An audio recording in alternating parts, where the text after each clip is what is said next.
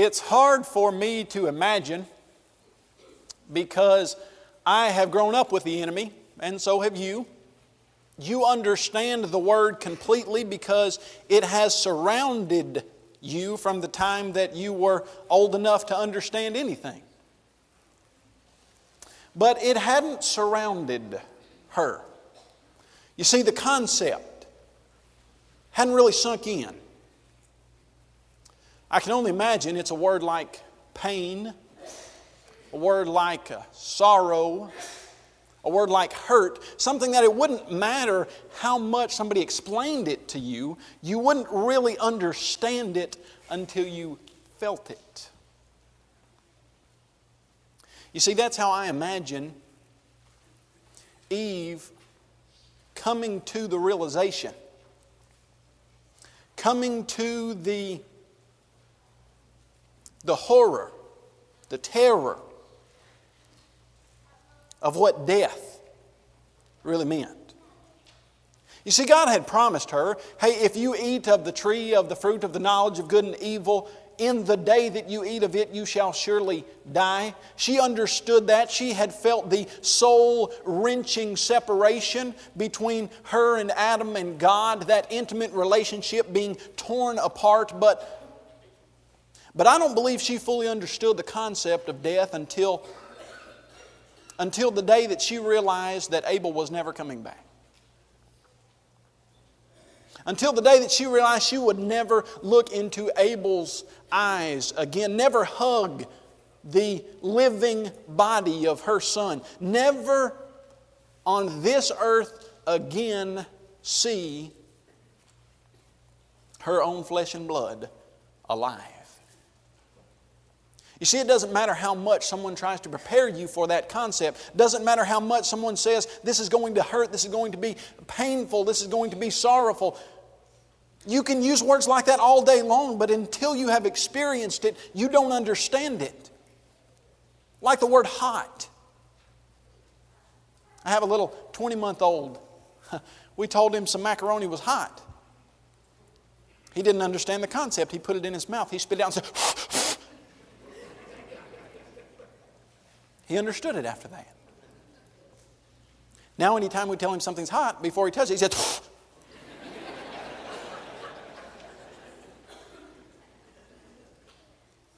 death.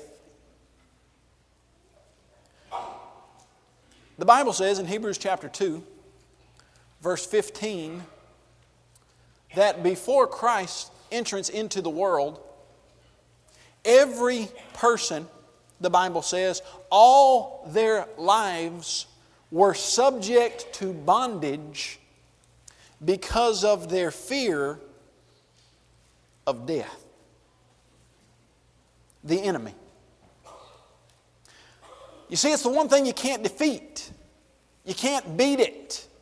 You can't have enough money to buy your way out of it. There's no way you can make a deal for it. You can't say, oh, well, I'm smart enough, maybe I'll figure out a way to work around it. I was reading some of the Greek mythology, and some of the individuals there were hailed as so brilliant that they had come up with a way, using their minds, to get around death. It's a fairy tale. You can't do it. Doesn't matter how rich you are, doesn't matter how smart you are, doesn't matter how well versed in whatever kind of discipline that you are, it doesn't matter. You don't get out of the war with death. You always lose. Always. And everybody from the time of Adam and Eve until the time that Jesus Christ comes back will lose the fight with death. Oh, you could build walls to keep out wild animals. You could sharpen swords and put on armor to fight other people. But you could not and cannot beat death. Oh, you could not. Until. You see, that verse in Hebrews says that those people were all their lives subject to bondage through fear of death. But Jesus Christ came, the verse says before, and defeated him who had the power of death. That is the devil, and released those who through fear of death were all their lives in bondage. You see, you can. You can beat death. You can change what sin has done, but only one way to do that. There's only one. Now, I dare say if you were sitting at McDonald's and someone that came in, let's say it was yesterday, he came in Bermuda shorts and flip-flops and a pullover shirt, and he stood up on the top of one of the tables and he says, I need to get everybody's attention in here. I've got a story that's going to change your life. You're eating your Big Mac and some fries. You look up and think this guy is one brick shy of a load. Something's wrong with him, of course. You stop eating just to hear what he's going to say. He stands up and explains to you that about 3 weeks ago, one of his best friends had been hit by a truck. But that friend had been buried in a local cemetery. 3 days after he had been buried in that cemetery, he went to visit his friend's grave, and when he arrived, that grave was empty, and several days later he had seen his friend, and his friend had talked to him in the flesh, and his friend said that anybody who will climb Mount Kilimanjaro will be able to defeat death, and you've got to climb it by next year. And he was asking everybody in McDonald's to go out and get some hiking gear and make sure they got to the top of Mount Kilimanjaro by next year. Now, what would you think about that? That guy's crazy. That guy's ludicrous. That guy is missing something upstairs. Nobody came back from the grave yesterday or 3 weeks ago or 2 months ago. You wouldn't believe that story for a second. You know, you can flip through the literature, especially in medieval times, and you can read about people who claimed that there were resurrections 500 years ago. People that you would consider very superstitious, people who said that this was attributed to something like witchcraft or sorcery, and you could read that and they would with all of their hearts have believed that those resurrections were occurring 500 years ago. Would you believe that? No, you wouldn't. What about 1,000 years ago? Somebody comes forward and says 1,000 years ago there was a guy who died who came. Would you believe that? No, you wouldn't. 1,500 years ago, not for a minute. Suppose there's a story about a man almost 2,000 years ago who claimed to be the Son of God, who hung on a cross for 6 hours, was buried in the tomb of a man named Joseph of Arimathea, and 3 days later he came back from the grave. You wouldn't believe it 500 years ago. You wouldn't believe it 1,000 years ago. You wouldn't believe it 1,500 years ago. But for some reason, every single one of you sitting in this auditorium today has based your life on the fact that a story 2,000 years ago is as true as you're sitting here. Now, why is that? Can you prove the resurrection of Jesus Christ? You know, I regularly deal with the skeptical community, and what I mean by the skeptical community are those atheistic, agnostic people who approach the teachings of the Bible and say, you don't have evidence for this, and you are wasting your time, you are ignorant to believe it. They would include all of us in with people who would believe a guy who popped into McDonald's yesterday and told you about a resurrection. That's what they put the resurrection of Jesus Christ on par with. Let you read a statement from a man by the name of Richard Carrier. Richard Carrier wrote this statement in an article he titled, Why I Don't Buy the Resurrection. He said this: no amount of argument can convince me to trust a 2,000-year-old secondhand report of what I see myself directly here and now with my own eyes. If I observe facts which entail that I'll cease to exist when I die, then the Jesus story can never override that observation, being infinitely weaker as proof, and yet all the evidence before my senses confirms my mortality. Carey says it doesn't matter what you tell me. There's no amount of argument, no amount of explanation, no amount of historical documentation, no amount of evidence that you could present to me that will ever convince me that the resurrection is true, and here's why. I've never seen anybody rise from the dead. And because I've never seen anybody rise from the dead, I would never believe in a resurrection regardless of the historical proof that you provide. Now, on the surface, this seems like a pretty decent thinking as far as he says, I'm only going to accept those things that I have seen. But he's not telling you the truth. You see, there's not a person in the world that only accepts those things that they have seen. If you were to ask Mr. Carrier, an atheist, how in the world did life arise on this planet? You know what he would tell you? He would say that multiplied millions of years ago, there was some primordial slime that consisted of non-living chemicals. And then some type of energy force hit those non-living chemicals and turned those non-living chemicals into the first single-celled life. When you were to ask Mr. Carrier, have you ever seen non-living chemicals turn into life? Have you ever seen a process by which chemicals that have no animate process or virtue at all somehow are turned into life? You know what he would tell you? No, I've never seen that. Do you believe it? Yeah, I believe it. Have you ever seen it? No, you've never seen it. When you press the people who claim to take this at face value, they cannot maintain that because ultimately they have to conclude that there are some things that they have never seen that were reality. If you were to ask them about their beloved Big Bang, which is scientifically as false can be, but if you were to ask them, have you ever seen an explosion of a piece of material that can be infinitely dense? That's what they suggest it was, infinitely dense. When you ask them to unpack the term infinitely dense, they quickly explain to you that, well, we've never seen anything infinitely dense. Well, I thought, Mr. Carey, that you were telling us that you only accept things that you see, and yet you've never seen life come from non-life. You've never seen anything infinitely dense. You've never seen an explosion that could bring the universe into existence like the one that you propose. You could go down the list of 100 things that they suggest to you that they've never seen. This idea is false. Now, I'll tell you why Richard Carrier doesn't buy the resurrection. He doesn't believe there's a God. You see, once you prove that there is a God, and we can do that, we don't have time to do that this morning, but the evidence is overwhelming and abundant and very convincing to any honest assessor of it. Once you prove that there is a God, if you were to ask the question, how in the world would God explain to people that there was a message or a person that He wanted you to know was from Him, it would make perfect logical sense to conclude that God would use miraculous intervention to prove that this message or this person is something superhuman, something above nature, something divine, something from God. Now, let me show you the other problem with Richard Carrier's assessment here. Let's say that last week you went to the hospital, you were visiting somebody, they died. They stayed in the hospital for 3 or 4 days, their dead body lying there in that bed, and then they came back to life.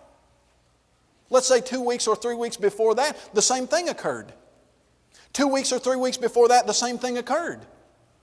Let's say it was a fairly common practice that people came back from the dead. Now, if you were to suggest that Jesus Christ was the Son of God because He came back from the dead, and you were to present that to skeptics like Richard Carrier, and you said, well, Jesus Christ was the Son of God because He came back from the dead, what would his answer be to that?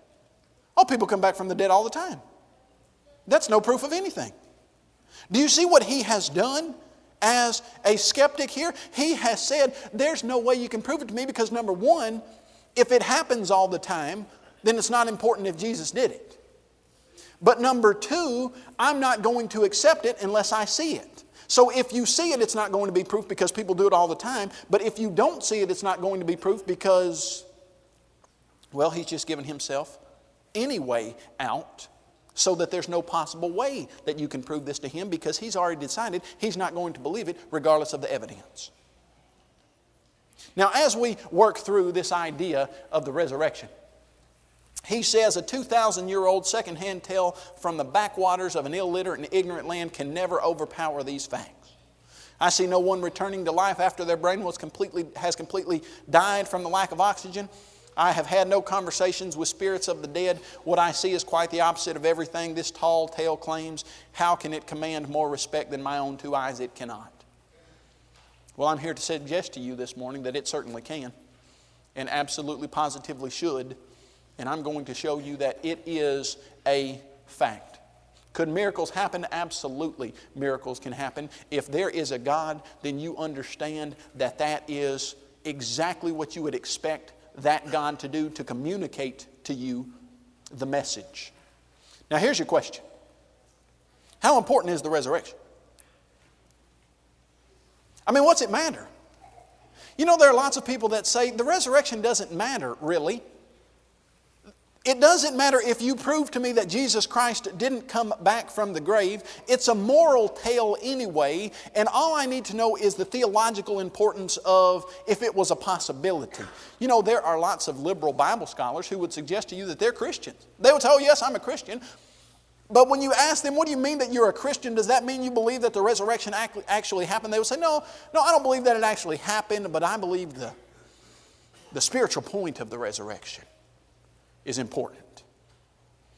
Well, they have totally misunderstood the reading from Scripture that we had just this morning, that you will find in 1 Corinthians chapter 15, verses 14 and 17. The brother read for us the entirety of that. I'll just focus on the first and last verse of that. If Christ is not risen, then our preaching is empty and your faith is also empty. If Christ is not risen, your faith is futile. You're still in your sins. Your life depends on the fact that Jesus Christ's physical body came out of that tomb. Everything that you've ever done, thought, or said in relation to your spiritual life means absolutely positively nothing if someone could prove that Jesus Christ's body was still in that tomb 3 days after His death. It doesn't matter how spiritual you try to make it. It doesn't matter how surreal you try to surround the idea, how theological you try to put the concept of, well, you know, maybe if Jesus didn't rise, it still has some meaning. No, it doesn't. If Jesus didn't come back from the grave, the Bible has zero meaning whatsoever. It's useless to you. And as Paul said, if Jesus Christ didn't come back from the grave, we as Christians are of all men the most pitiable.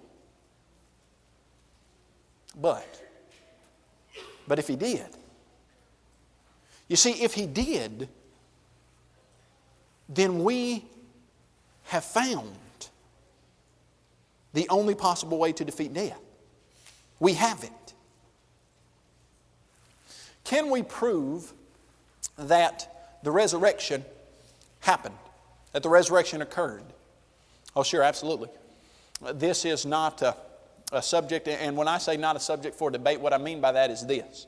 If you were to lay out the evidence for the resurrection's occurrence to a person who had never heard the story, who was unbiased by a culture of skepticism, and if you were just to put it before them and say, here is the evidence that we have for it, do you believe it? If they're honest, they will come to the overwhelming conclusion that, yes, I believe it. This is true. There's no way it can't be true. If you were to say, what are some of the evidences that nailed down for us the fact that Jesus Christ came back from the grave, you would have to start with the fact that it's recorded in the most historically reliable documents ever to exist in the world. And here's what I mean by that. If the New Testament documents say that Pontius Pilate was the prefect of Judea, if you can go to any of the Roman historical records and you can find any mention of that time period, you will find when they mention who was the ruler of Judea, it will say Pontius Pilate, exactly like the New Testament document said. If the New Testament documents dealt with topography, where it says a certain man went down from Jerusalem to Jericho, and you were to look at that and you were to say, well, he's not going south, but it actually is going down, the word is there, meaning he went down 3,000 feet below sea level from Jerusalem to Jericho. Every time it makes a topographical statement, it's exactly right. Every time it makes a geographical statement and it says a certain island was a certain distance from another place, or a certain place was a certain wherever from this other town or this other village. Every single time, it's exactly right. A man by the name of Sir William Ramsay decided he was going to disprove the book of Acts. He went over to Asia Minor with the proverbial archaeological pick, started looking for all of those things that the book of Acts said. He was looking for them because he didn't think that he would find them. He thought that when he got there, he would find so many errors, he could write the definitive book on the ridiculousness of the book of Acts. After he got finished looking at all of the places in Asia Minor, going through Acts as a map, he realized that whoever wrote the book of Acts, it being Luke, was a historian of top rank. In fact, he put a book out. The book was supposed to refute the book of Acts, but instead of doing that, the book, in glowing terms, said that the person who wrote Acts, Luke, the historian, is the most remarkable historian that anybody's ever seen, and he doesn't make mistakes. It's the most historically reliable set of documents in the world. So here's what that means. When it says anything about Pontius Pilate, it's true. When it says anything about the Pool of Bethesda, it's true. When it says anything about Asia Minor, when it says anything about any city, when it says anything about any country, any person who was in charge of a certain place, it's true, true, true, true, true, true, true, true, true. When it says something about the resurrection, it's what? Oh, the skeptic says it's not true. Why? Because it's less historically documented than all the other stuff? No. Because you have a prejudice against miracles to start out with. That's the only reason. You see, if you take the most historically reliable documents and every single thing that they say proves to be right, you can't dismiss the resurrection just because you have a bias against this happening. You have to put it in with all of the other statements and recognize that if all of these other statements are true, the same validity that backs those backs the resurrection. And so it's included in the most historically reliable documents in the world, and that cannot be gainsaid.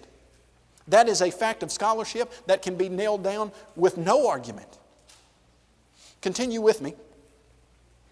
People will say, yes, well, okay, maybe some of the documents are historically reliable, but don't they disagree? I mean, you've got statements in one of the gospel accounts that says this. You've got statements in another gospel account that says that. In fact, Dan Barker, the man that I debated in February, said that you have such disagreement among the gospel accounts and Paul that you have an embarrassing multitude of writers that disagree about the resurrection.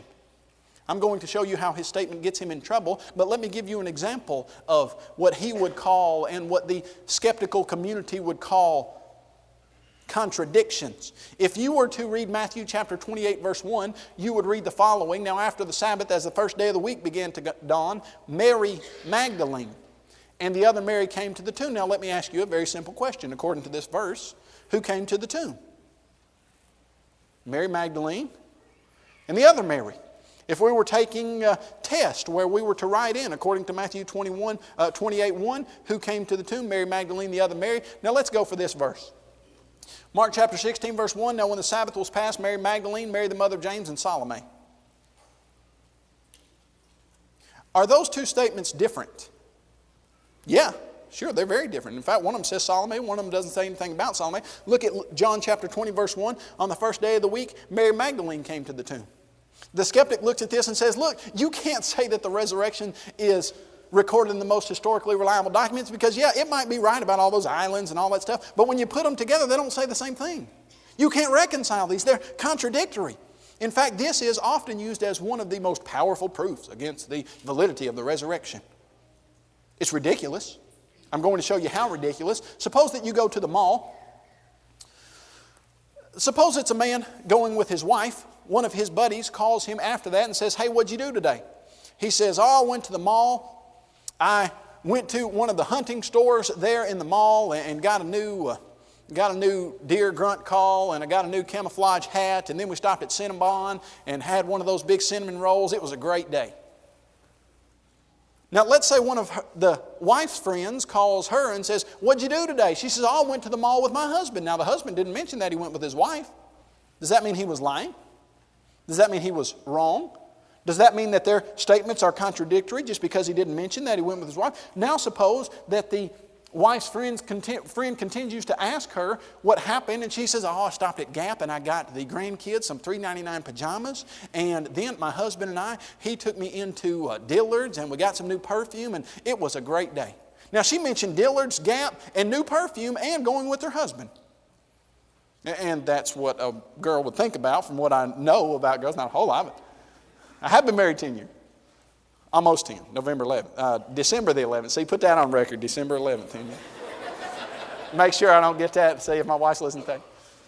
Now, she mentions perfume. She mentions Gap pajamas. And she mentions going with her husband, and yet the husband doesn't mention anything about those things. Are those contradictory statements? No, they're not contradictory. Are they different? Yeah. Now, why in the world would the Bible writers write different things? There are a couple reasons. Number one, suppose that I told you today that I got an email from Josh Ketchum. Who cares to you guys? Y'all know who Josh Ketchum is. That doesn't mean one thing to you. Now suppose I said I got an email from Dan Jenkins. Well, now that means something else because you know who Dan Jenkins is. Now suppose that I'm talking to an audience that doesn't have a clue who Josh Ketchum is, but they do know who Dan Jenkins is, and so I mention Dan and I don't mention Josh. Does that mean if I go somewhere else and say that on the same day I got an email from Josh Ketchum, that those statements are contradictory? No, they're not contradictory. They're different. Now watch what God has done. Do you know what the word collusion means?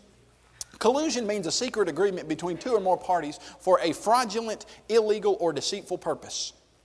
Suppose that there were some robbers who knocked off a bank. And they knew the police were going to come to their house, and so they got together and came up with a story that all sounded exactly the same. We were at Tom's house from 8 to 12 playing cards. Knock on the first door, Tom's house, 8 to 12 playing cards. Second door, Tom's house, 8 to 12 playing cards. Third door, Tom's house, 8 to 12 playing cards. Fourth door, Tom's house, 8 to 12 playing cards. Do all those statements agree? Oh, sure. Not a difference in any of them. Are they false? Yeah. But they agree. Do you know what the skeptic says when we find passages in the Bible that sound very similar to each other? Like the book of Jude and 2 Peter chapter 2. You know what the skeptic says? Those are very similar statements, and so the skeptic says, well, Jude just copied Peter. Or Peter just copied Jude. If every single one of the gospel accounts sounded exactly the same, what would the skeptic say? Oh, they just copied each other. So what has God done so that they can't say that? Well, you can't say that John copied Matthew because John mentions Mary Magdalene, but Matthew mentions Mary and the other Mary. You can't say Mark copied John because Mark mentioned Salome and John didn't say anything about Salome. You know what God has done? He has made the statement that Dan Barker made half right. Dan Barker said, you've got a multitude of witnesses. But he said, well, you have a multitude of witnesses that contradict each other, and it's an embarrassing multitude, but when you realize that they don't contradict each other, then Barker has to admit, and so do all the rest of the skeptics, you've got a bunch of different testimony here. Not just one, but a multitude of witnesses, which would have made the resurrection testimony much more powerful. Continue with me. The resurrection was foretold. You know, it's something to say that someone rose from the grave. In fact, that wasn't novel necessarily. You had some people in the Old Testament come back from the grave. You had Lazarus and the widow of Nain's son come back from the grave in the New Testament. I'll tell you what was novel. 1,000 years before this ever happened, the psalmist wrote that God would not leave His Holy One's body in Sheol or soul in Sheol, and He wouldn't let His body see corruption. 1,000 years before it occurred, it was predicted. Jesus Christ Himself predicted it so clearly that His enemies go to Pontius Pilate and they say, this deceiver said that after He died, He would come back from the grave. They understood Jesus' prediction so well that they begged Pilate for soldiers to place at the tomb so that Jesus' prediction of His own resurrection could not come true. Did Jesus Christ predict He would come back from the grave? Yes. Destroy this temple and in 3 days I will raise it again. He said He laid down His life, but He had the power to take it up again. His enemies knew exactly what He was saying.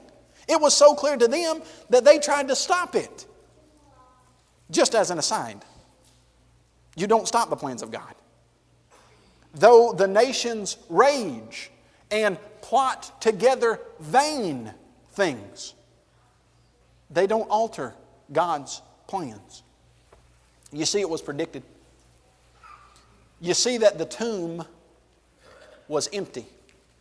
Now, working with the skeptical community, lots of times you have to go outside of the New Testament to present to them evidence that is more palatable to them. The truth is, you could just take the New Testament documents, they stand for themselves, and you could present it, but that's not all we have, so I wanted to present this to you. This is a letter from the Sanhedrin that is not inspired. It's not in your New Testament documents. It is recorded by early Christian writers.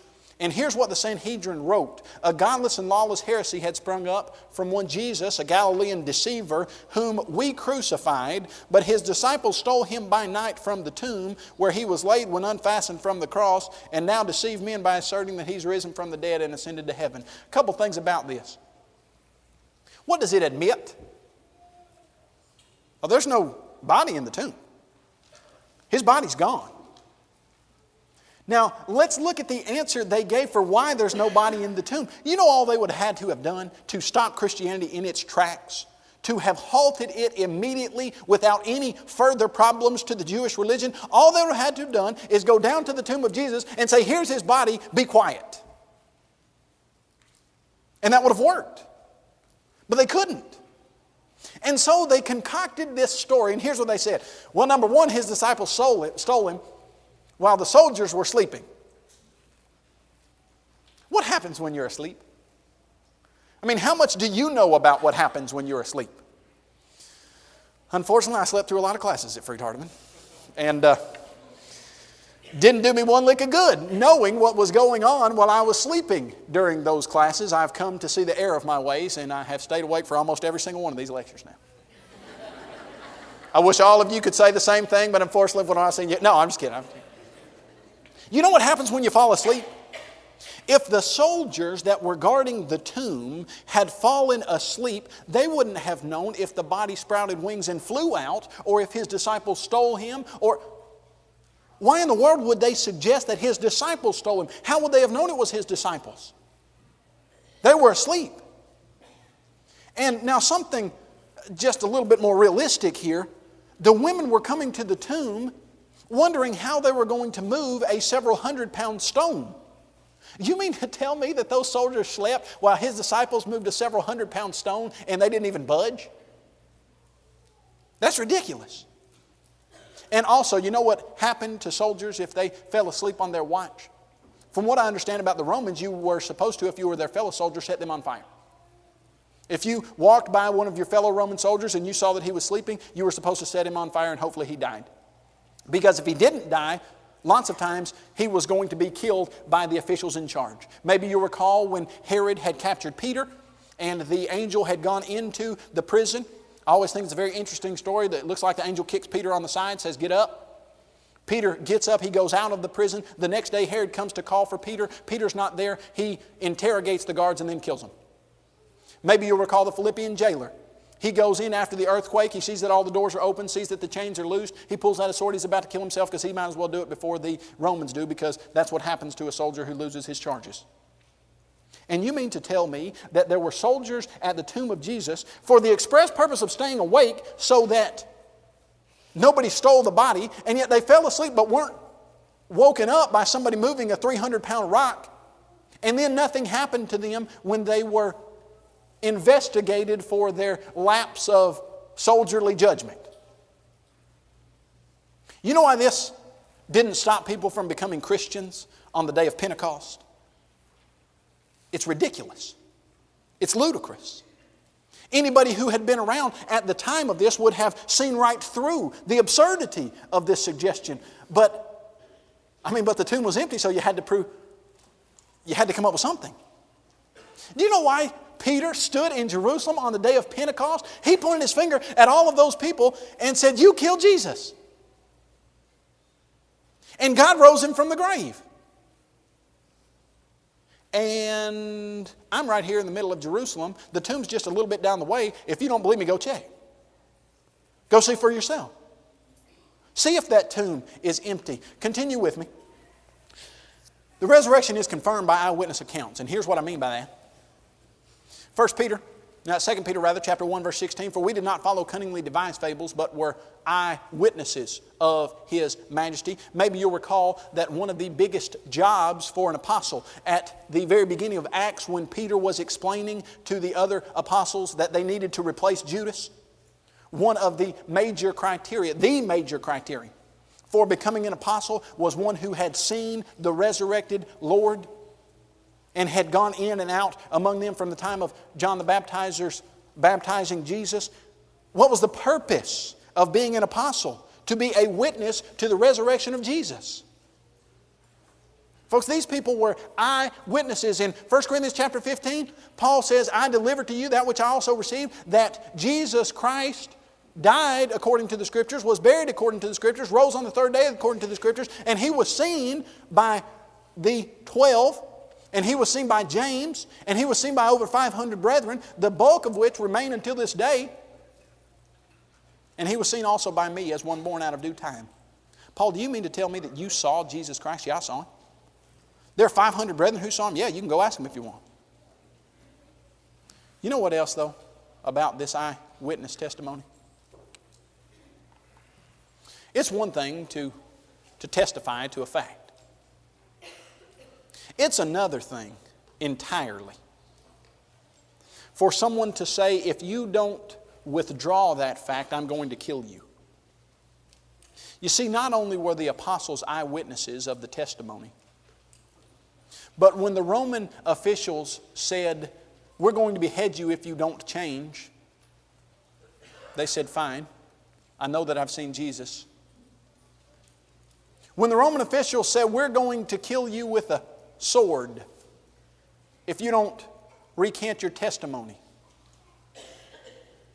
the apostle said, fine, I know I've seen Jesus.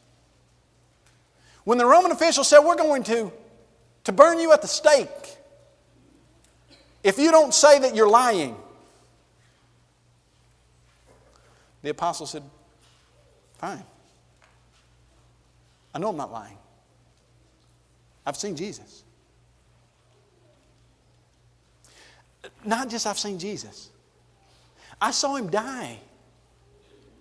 And I saw His resurrected body. And He promised me that if I would be true to death, I'd get one of those. Those resurrected bodies, the kind that you can't beat, the kind that no sword, no spear, no flame, no wild animal,